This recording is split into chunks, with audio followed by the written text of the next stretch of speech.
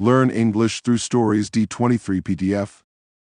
Adapted and modified by Kulwant Singh Sandhu. Contents: 1. House in the country. Part 1-2. Grammar page. 1. A house in the country.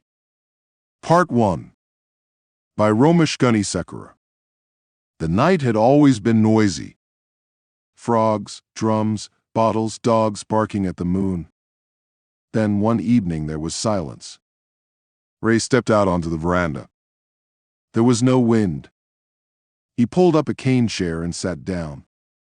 The fireflies had disappeared. The trees and bushes in the small garden were still.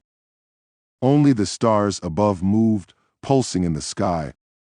These were troubled times in Sri Lanka, people said, but nothing had happened in this neighborhood. Nothing until this surprising silence. Even that, he thought, may not be new. He was becoming slow at noticing things. Then a shadow moved. A young man appeared, his white sarong glowing in the moonlight. He was much younger than Ray. Not as tall, but stronger, smoother skin. His eyes were bright and hard like marbles. He came and stood by a pillar.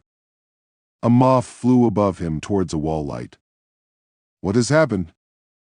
Ray asked, looking around. Siri scratched his head, gently rocking it. "Don't know. There's not a sound." They spoke in slow Sinhala. Ray liked this extraordinary silence. He liked the way their few words burst out and then hung in the air before melting. It was the silence of this winter England transplanted. The silence of windows and doors closed against the cold. Lately Colombo had become too noisy. He had never expected such peace would come so close to war. "The radio?" Ray asked. Siri always had a radio on somewhere in the house, droning public service. "Radio is not on." Siri shook his head. "No batteries." He bit the edge of this lower lip. "I forgot to buy new ones. Shall I go now?" It was late. Nearly 11 at night. The little shop at the top of the road would have closed. Ray felt uneasy about Siri going too far. "No, go tomorrow, better than now." Siri nodded. "Too quiet, maybe another curfew?" But it was not simply the silence of curfew. There seemed to be no sound at all. In the 2 years Ray had been back in the country, there had been many curfews. They had lost their significance. Only the occasional 24-hour curfew had any impact. Even those rarely inconvenienced him. He was often content to stay in this house. But in recent months, there had been a new wall to build, shutters to fix. Each day had been shattered by hammer blows aimed at protecting this future privacy. Ray had taken to escaping to a bar off Gala Road. It made him more than usually melancholic. "Didn't you go out at all today?" Ray asked. "These shutters," Siri pointed inside. "I wanted to finish the staining." "Good, they are very good." The wood had the perfume of a boudoir. "I was working on that, the last coat, finished about 7:30, and then, when I was listening after my bath, the radio stopped." He twisted his fingers to show a collapse into chaos. "I didn't go out then because I thought you would be coming home soon." His face widened in an eager smile. Ray looked away. His long shadow danced down the steps. A gecko twitched. Ray had come home late. Siri shifted this weight and moved away from the wall. He sat on the edge of the step. "What do you think they'll do, sir?" "Who?" "Government." Ray leaned back in his chair with both hands clasped behind his head and stared up at the night sky. He saw only a waning red moon. "I don't know. What do you think?" Siri rubbed his thighs. He'd heard people say they should hold elections. The government might even win. But people also said that there probably wouldn't be any elections. They'd try another military solution against the JVP, the People's Liberation Front, like against the Tigers, and get stuck with war. Trouble is no one knows. Siri's mouth turned down at both ends, but this was not a face that could show much distress. Nobody really cares, do they, except for themselves? Ray put his hands together, matching fingertips, and half nodded. Many people do. Ray had not planned on having any help or company when he first returned to Colombo from England. He'd had a secure job with a building society, a flat in London, a car, and a happy circle of acquaintances. There had also been a woman he'd spend a night or two with from time to time. But they never had much to talk about, and quite often he simply thought about going back to Sri Lanka. One summer she went back home to Ulster. She got married. That year he too decided he would go back home. He resigned from his job, sold his flat, and left. The business of moving absorbed his energies, and he had no time to think. He had a house left to him in Colombo, and money saved over the years. He hoped he would find out what he wanted once he had freed himself from the constraints of his London life, and once he had retrieved his past. The first time he saw the house this uncle had left him, this blood turned to sand. It looked like a concrete box shoved into a hole. Nothing of the elegance of his converted London flat, nor the sensuality of the open tropical houses of his Sri Lankan childhood. But then he found Siri. It was the luck of a moment. Ray was with a friend at a bar. They were drinking beer. His friend asked about the house, and Ray said he had too much to do. He needed builders, renovators. His friend mentioned Siri, who had done their house. A few days later, Siri turned up. Ray liked this quiet competence, the strange innocence in his eyes. He didn't quite know how to develop their working relationship. To him, it should have been simply a relationship of employment. The old conventions of Colombo serfdom died years ago, but Siri kept saying sir and circumscribing their roles. He developed his job feel the pull of revolution being preached across the country. Siri did the carpentry, found the plumbers, the electricians. He moved in and slowly rebuilt the old house around Ray. Walls were replastered, doors rehung, floors tiled, and he kept the house in order. Although in England Ray had done many of these things himself, here he found he needed Siri. Much of the renovation was straightforward, but from time to time he would see the need for change. He would talk it over with Siri, his fingers designing in the air. The next day Siri would start on the work. In this way, a new veranda was created. Rooms divided. The curfews allowed him to examine progress. They provided the snapshots when activity was suspended. The workmen didn't come. It was only Ray and Siri. It was the first time since childhood that Ray had had a constant companion. He encouraged Siri to talk and wished, in a way, that Siri could turn into this confidant. He wanted to ask, "Why do you treat me like a?" but could never bring himself even to suggest he saw himself as a master. Siri simply showed respect in his antiquated fashion. Ray's only response was to care.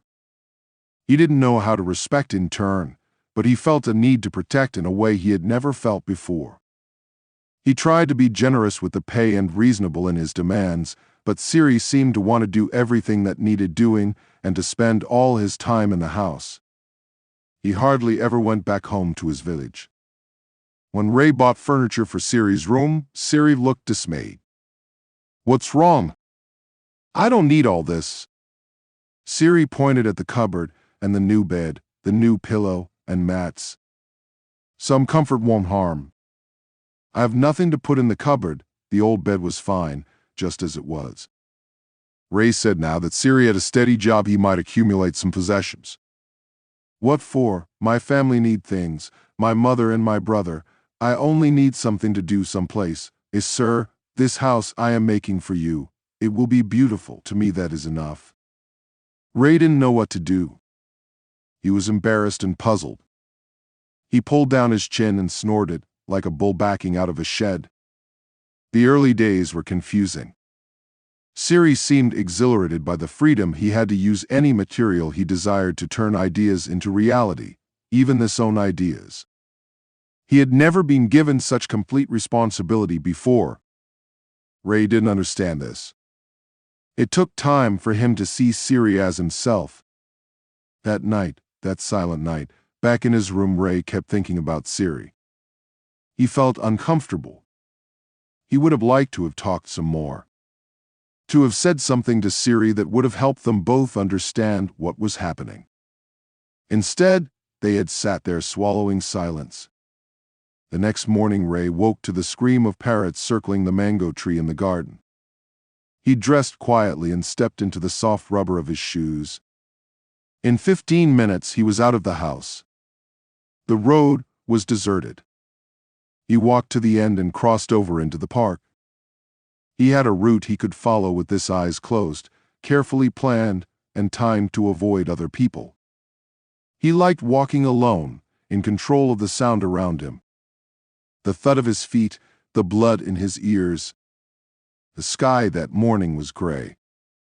Large, heavy clouds rippled overhead.